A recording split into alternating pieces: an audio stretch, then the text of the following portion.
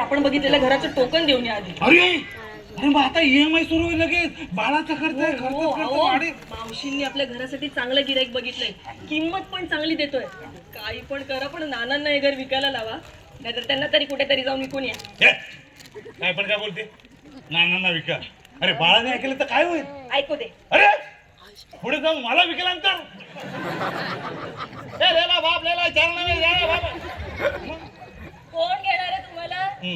इतक्या वर्षानंतर बाप होताय तरी स्वतःच्या बापासोबत बिनधास्तपणे बोलता येत नाही अजून. मी बोलेन ना मी हाय मग बोलेन मी मजा जाऊन बोला. बोलतो मी काय बोलाल? बोलेन मी काय बोलाल? नाना विका. नाना हे घर विका.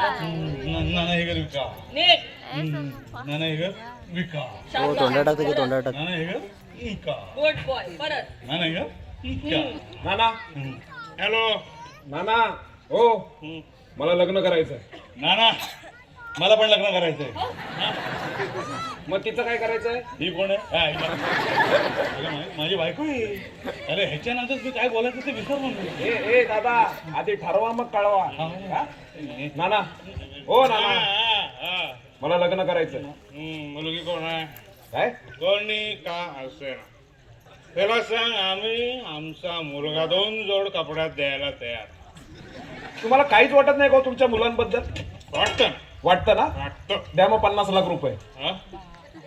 पोराबद्दल काहीतरी वाटण्याची एवढी तुम्हाला भंकच वाटते ना हो सगळी.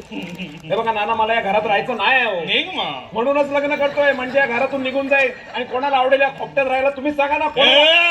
काय रे? काय आहे? नाही काय बोलायचं ते ठरलंय आता. बोल ना. नाना हा बरोबर बोलतोय. नाना इकडे ना जागा पुरत नाही. इकडे येऊन बोल.